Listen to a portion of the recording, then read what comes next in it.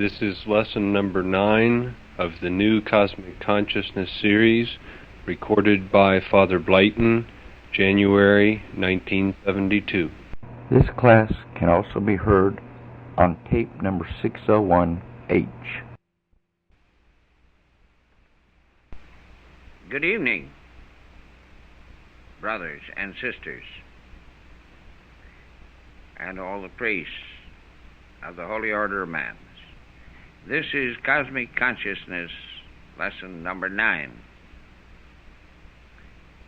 Tonight we will talk about and consider the understanding of the definition of cosmic consciousness a little. Not because it can be limited to definition, but because it gives us a basis upon which to establish our considerations. Probably that which most nearly approaches a formal definition is given by a Dr. Buck in his book Cosmic Consciousness.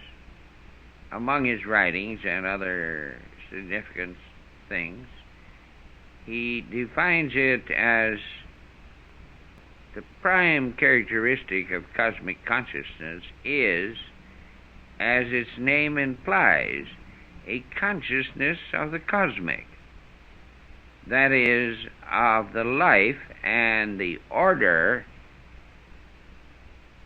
of the universe.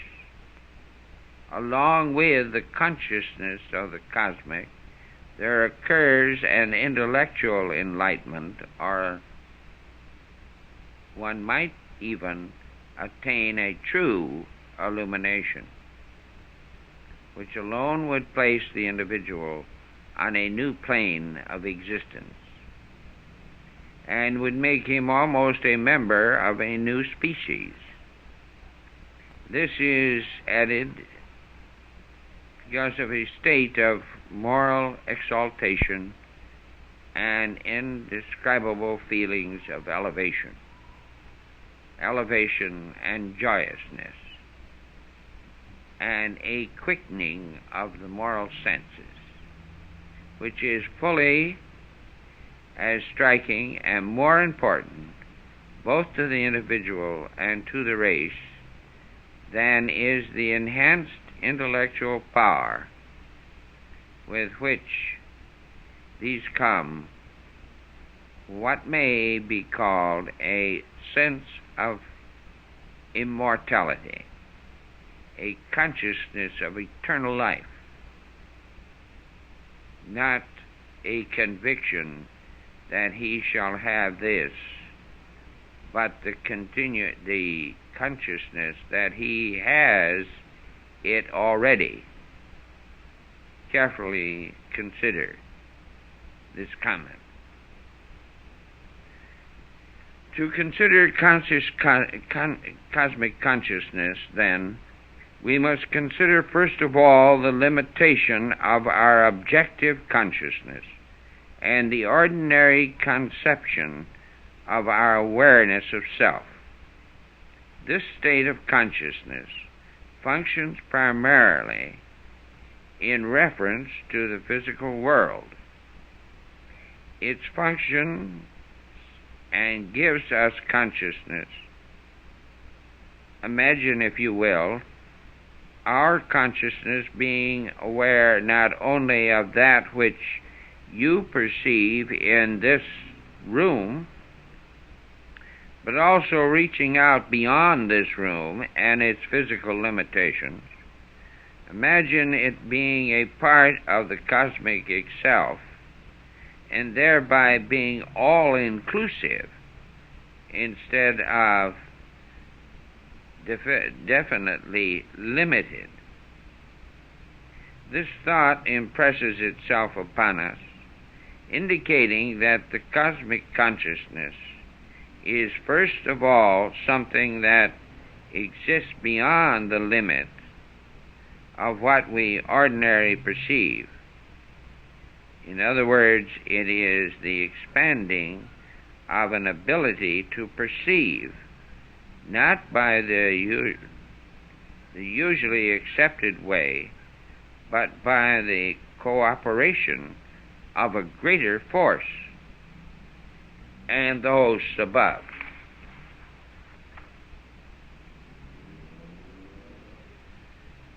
Cosmic consciousness, according to this comparison, is to the perception of the soul what a telescope is to the eye. The eye can see without the telescope. Consciousness can be an attribute of the soul without cosmic consciousness. Exactly as the telescope extends or expands the field of vision, so the realization of the power that lies outside of our own objective realization, cosmic consciousness extends our ability to perceive far beyond the limitations of what we usually consider the range of our conscious perception. We must never forget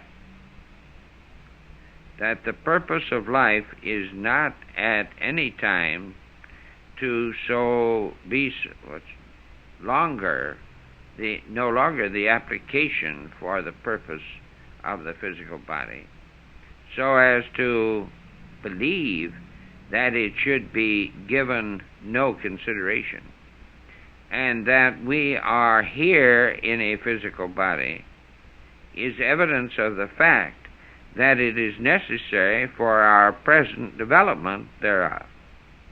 The first step toward the attainment of cosmic consciousness must be made in this physical body, and the school of thought which would have us believe that the consideration of the body should be eliminated is not hastening the development of this state of consciousness, but rather postponing it. What is demanded of the mystic is not that he eliminate consideration of the body, but that he learn to make the body serve intelligently the purpose of a suitable housing for the soul. The soul must grow in the environment in which it is placed. One of the manifestations of cosmic consciousness in the human being is the quickening of his intuitive ability. The first spark of cosmic consciousness brings to the human the realization of the tremendous force which exists in the universe, and the realization that his soul is a part of it. This manifestation of intuition is one of the first faculties that the student of the occult must attempt to develop. Cosmic consciousness, like so many other things, the name of it, the words that we use to define it, are so foreign to the everyday use in our language and communication that they scare us. And therefore we withdraw ourselves from the true realities frequently until we have done considerable study and meditation. And until you have conscientiously attempted to develop this faculty, to perform the exercises which are for the purpose of assisting its growth, you have not begun the proper step which will lead to the ultimate comprehension and attainment of the cosmic consciousness. Intuition, the voice of consciousness, of conscience, the hunch, or whatever we wish to call it, is what may be technically termed as pertaining to the field of extrasensory perception, that is, the ability to perceive beyond the range of physical senses. Beside considering these two planes, physical and immaterial, we find that there is no point where physical manifestation ceases and non-material manifestation begins, except in our own minds. Neither in the limitation of our mind, nor in the physical world is there a defined boundary between the physical and the psychic vibration underlying the manifestation of all this, of all things, and we cannot say at which certain vibration rates of manifestation transforms itself from the physical to the psychic or spiritual. There exists a projection, or rather a continuation of manifestation, and there is no more difference between the vibration which produces what we refer to as physical and that which produces spiritual manifestation than there is between the vibration which, when produced on a low note of the organ, would produce vibration which we do not know whether we perceive by learning or feeling. Closely connected with intuition is meditation. Again, I refer to the proper instructions for meditation which you have been given prior to this.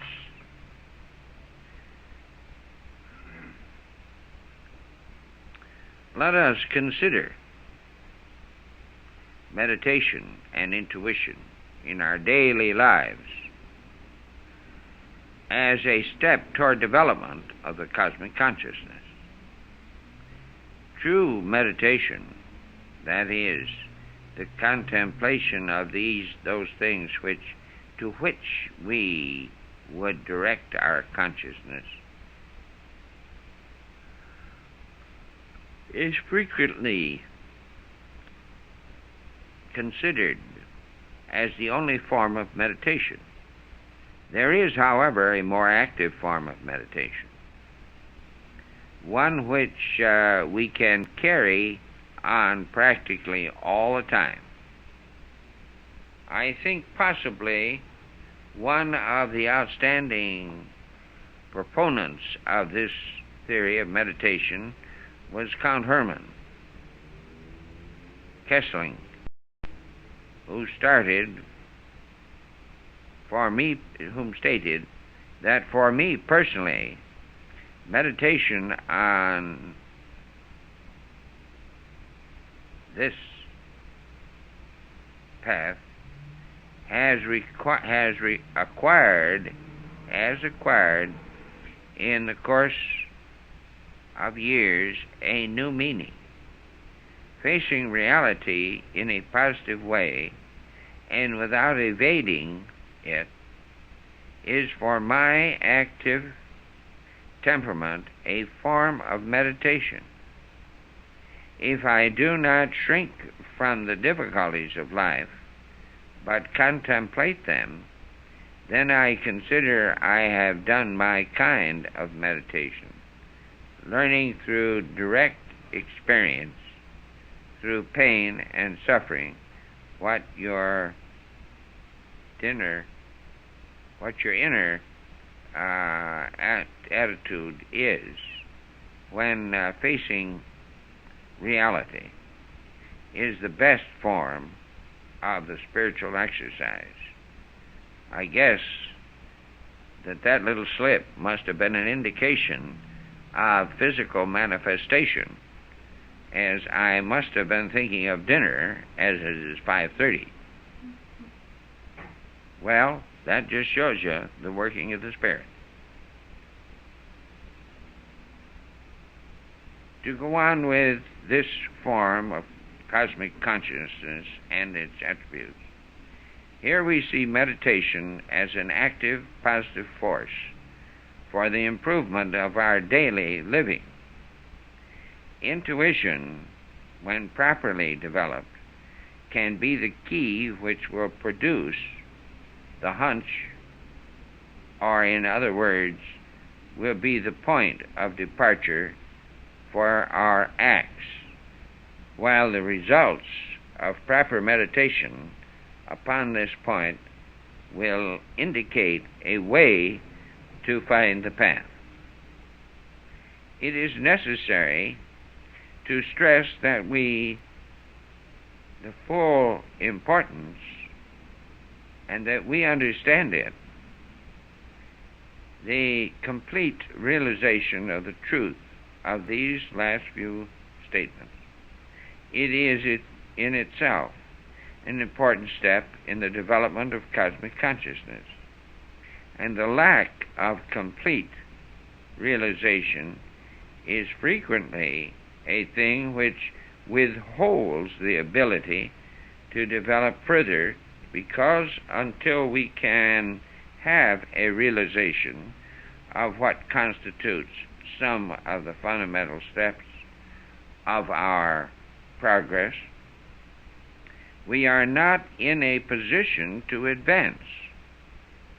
Therefore, I wish to emphasize that it is necessary for us to realize these few important adaptations, to understand fully that only by the expanding of the consciousness itself can cosmic consciousness be obtained, which in truth means that only by utilizing the factors which are at our command can we thus reach out and begin to utilize other factors which do not lie outside the field of our existence. Proper consideration and use of meditation, along with the development of our intuitive abilities and faculties, will make it possible for us to meet the stresses of everyday life and get rid of the boogeymans, which every student has one. That little thing which we have never overcome, the thing which we are afraid of because we might have seen something from the other world, the thing that we say, well, that is a tough one for me. All the others, though, come perfectly easy.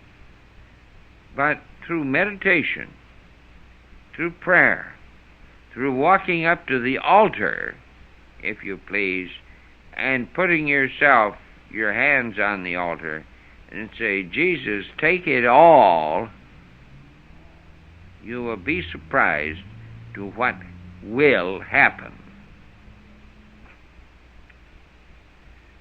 Let me ask you a few questions, or should I say give you a few statements upon which to meditate or to retrospect your life, and using these as a theme.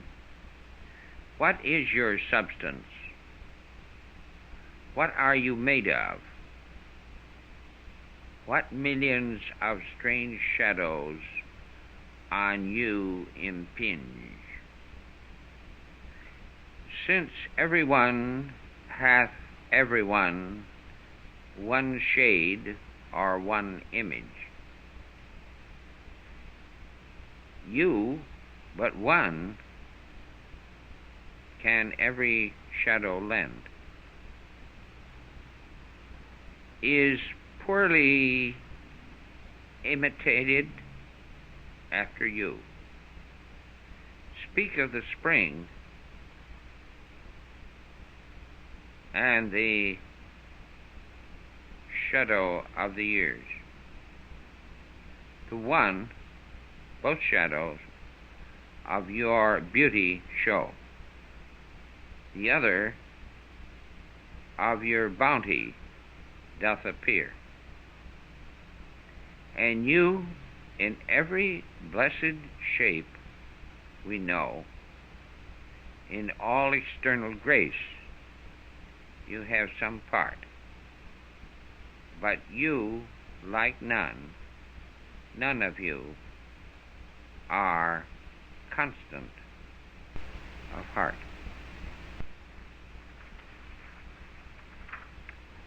What is your substance? What are you made of? Whereof are you made? The millions of strange shadows on you impinge. Or what shadow do you cast? And you in Grecian tires are painted anew. On Helen's cheek all art of beauty set, described, adroit, and counterfeit, is purely imitated after you. Speak of the spring and of the year, one both shadow of your beauty which you knew. For out of the past of the shadows of the way comes the true, but ever reaching composition of you. For in this kingdom our Father made, you are about the speck of carbon cast in the cascade. Down through the halls of time you've marched to this present moment to know but one simple fact to relate, that of all the things you've read, of all the things you've learned, of all the things you've lend your mind to, you have not done this but to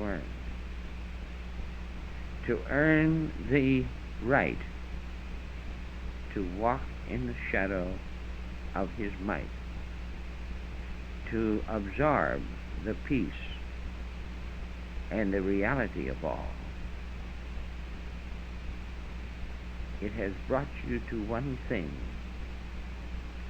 to hear his call. Follow me. Follow me. Follow me.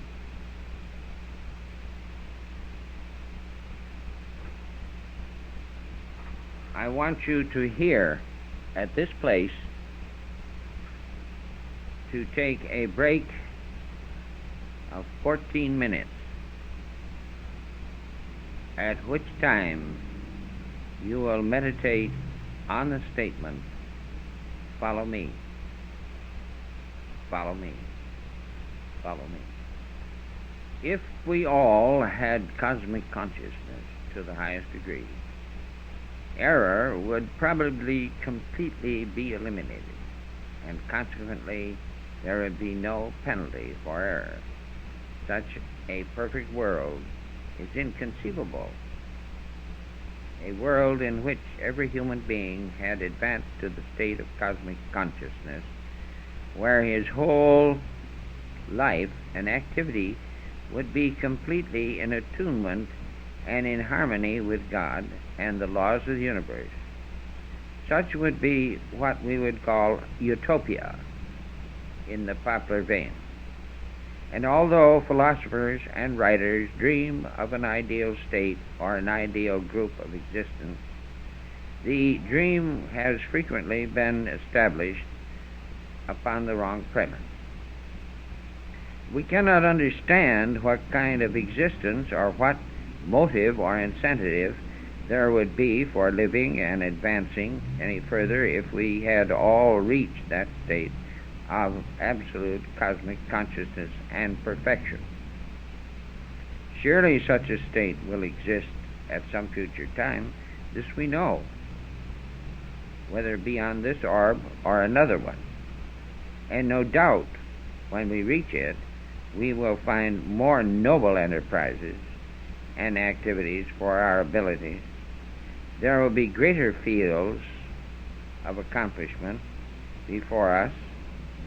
There will be necessities toward which we must strive, although in all probability such error will be eliminated.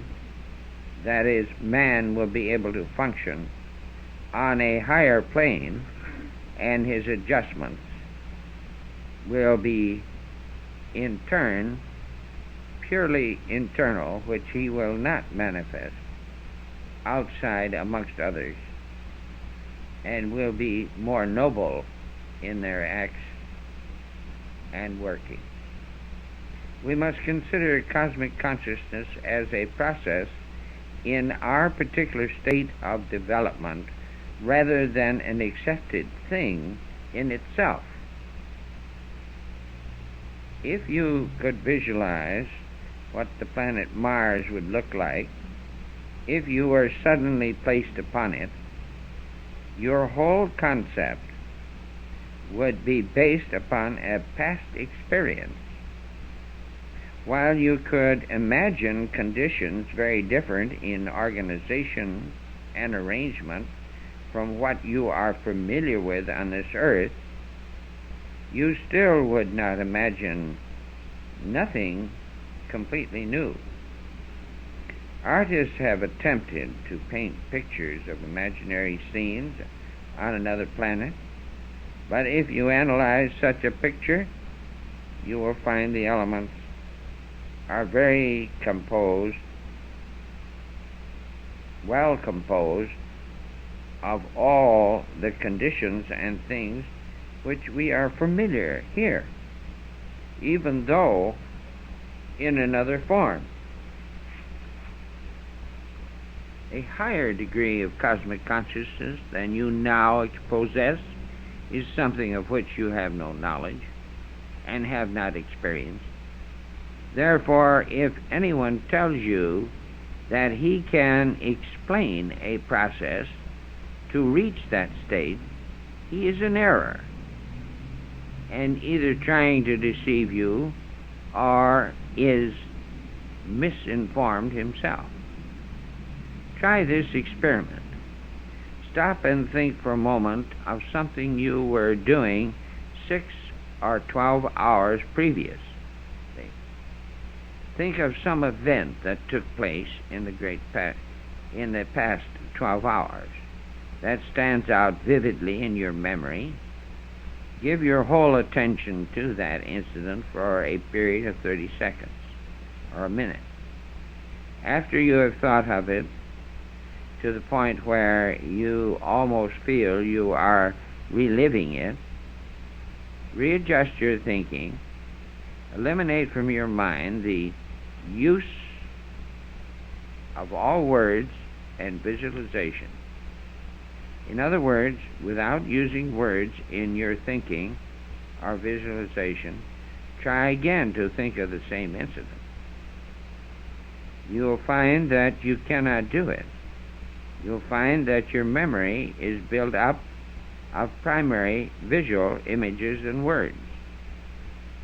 We translate practically all our experiences into terms of our vocabulary. One modern psychologist defines thinking as the process of subvocal talking. When you think, it is usually no more than a process of talking to yourself. The reason you cannot clearly recall an incident from memory without words or imagery is because you cannot conceive of an incident except in terms of experience. If you cannot reconstruct in the consciousness an incident with which you are familiar without utilizing the products of your knowledge and experience, how could you reconstruct in consciousness a condition concerning which you know nothing through either knowledge or experience? For this reason, the state of development of cosmic consciousness must be acquired by the individual. It is equally clear that the interpretation of spiritual experience and spiritual phenomena cannot be done secondhand. Spiritual experiences becomes understood to you alone because the product of the experience in terms of your own understanding are not your brother, not in terms of another. We can illustrate this by following example. Imagine that three individuals, a musician, a painter, and an engineer, have an identical spiritual experience. They have a vision which is inspirational and bring into their being the ideals of good and beauty. Being creative, they seek to put something of the experience into manifestation. What form would the interpretations of this spiritual experience take in these individuals? Would not each convert it into terms of his own objective training and understanding? Would not the musician find inspiration for a magnificent piece of music? The artist incorporate the vision into a painting, and the engineer express it in some structural achievement. If you could see the results of each one's work, you might say that each was truly inspired. However, beyond that, you could not trace in any way the source of these three manifestations as being identical. Spiritual experience which you have will be transformed into objective manifestation on the basis of your understanding and ability.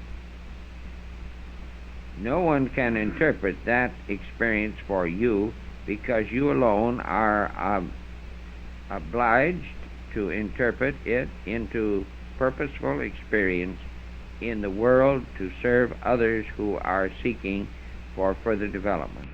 Therefore, the acquisition of cosmic consciousness is not an event, it is a process. The best we can do is to work to achieve the continuation of the process itself.